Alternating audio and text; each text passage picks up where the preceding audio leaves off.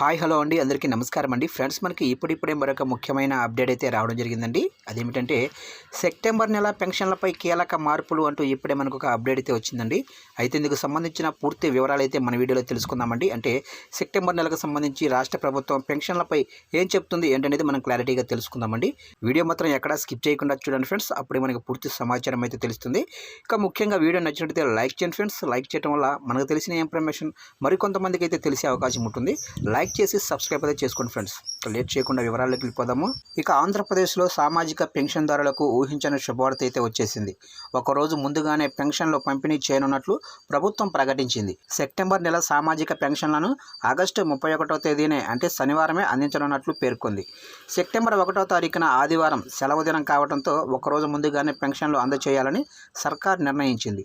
ఆదివారం నాడు ఉద్యోగులకు సెలవు దినం కావడంతో ప్రభుత్వం ఈ నిర్ణయం తీసుకుంది.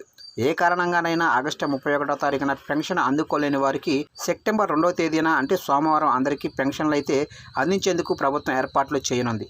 కాగా ప్రతి నెల 1వ తేదీన ఎన్టీఆర్ భరోసా పెన్షన్లను కూటమి ప్రభుత్వం విజయవంతంగా పంపిణీ చేస్తుంది.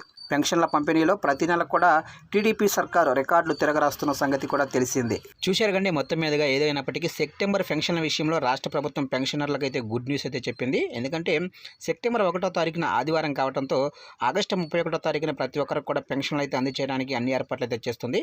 ఆగస్టు 31వ తారీఖున కనుక ఎవరైనా మిస్ అయినట్లయితే సెప్టెంబర్ 2వ తారీఖున అంటే సోమవారం అయితే పూర్తి స్థాయిలో ఈ పెన్షన్లు అందించడానికి అన్ని ఏర్పాట్లు చేస్తున్నట్లుగా తెలుస్తుంది ఫ్రెండ్స్. చూశారు ఫ్రెండ్స్, అప్డేట్ నచ్చినట్లయితే లైక్ చేయండి. పెన్షన్లకు సంబంధించి ఎటువంటి చిన్న అప్డేట్ వచ్చినా వెంటనే మీకు తెలియజేస్తూ ఉంటాను. సబ్స్క్రైబ్ అయితే చేసి ఫాలో చేయండి ఫ్రెండ్స్.